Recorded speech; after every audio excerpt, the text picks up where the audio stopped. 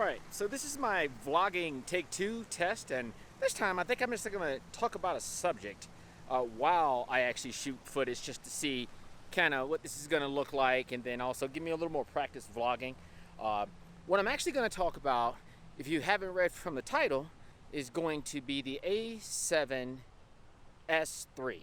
I have this A7 III, and I was actually really happy when Sony did release the A7S III. I think it is a phenomenal product, especially considering what it can do.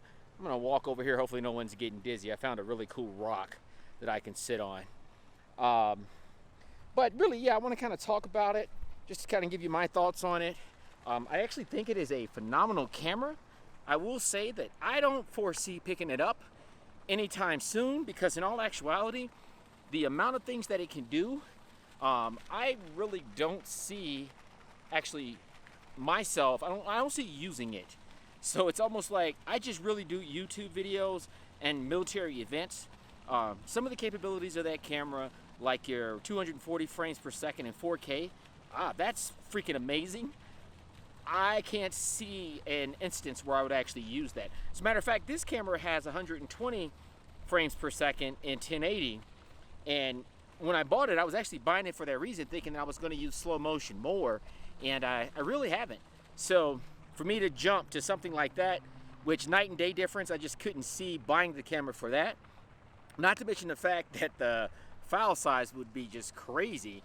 So that's another thing. Like I really don't want to have to. I mean, I'm already running out of space as it is, because I keep a lot of my my B-roll, as well as a lot of my footage, my raw footage, on a scratch disk, and when that gets full, I move it over to an external, and I have a bunch of externals. But yeah, I'm getting to the point now where I'm gonna probably have to order more externals, hard drives, and I really have no desire to have to increase that as well. But it's a great camera. I mean, I think that considering what it can do, if you are like a professional and you're gonna use the basically what it offers, then sure, it does make a lot of sense. It just really doesn't make a lot of sense for me. And then on top of that, I think that the 12 megapixels, because I love to shoot stills. I probably shoot more stills than I do video. That for me, it's kind of like, you know, a downside, only because, you know, I like to crop in too. And if I'm only getting 12 megapixels, I think it kind of detracts from the ability to be able to crop in.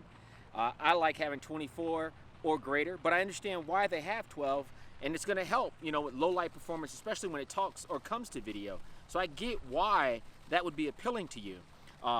The thing that I kind of wonder about that camera is, to me, it's such a good video camera that takes stills, but I have a hard time even considering it in a hybrid, just because it's a great video camera. Like I get it, it can take a still, but it's not, to me, the same as something that does a little bit better at both. Like that camera, I feel like it does really, really, really awesome at video, and it's just kind of like mediocre with still photography, because it's not really meant for that. It's more video centric, which I understand.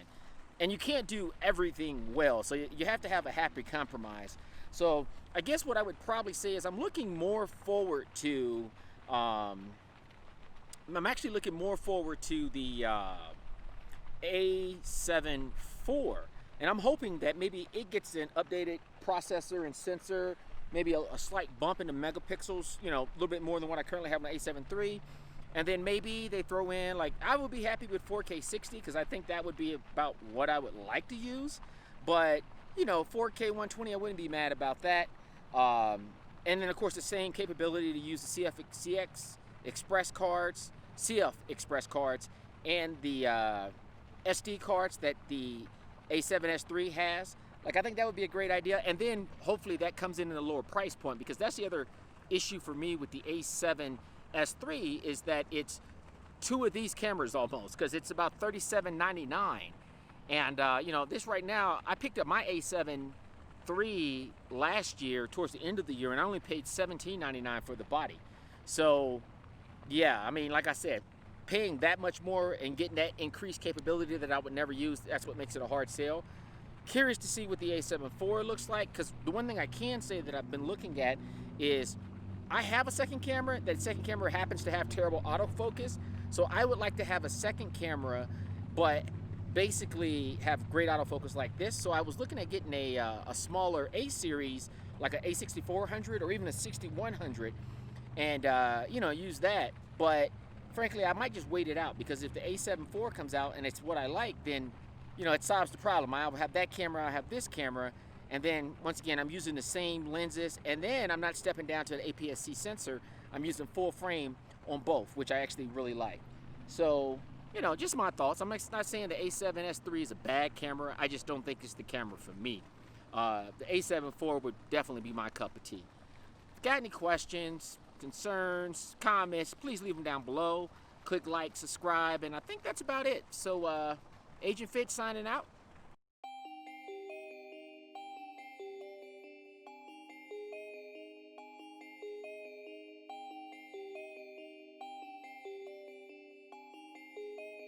Yeah!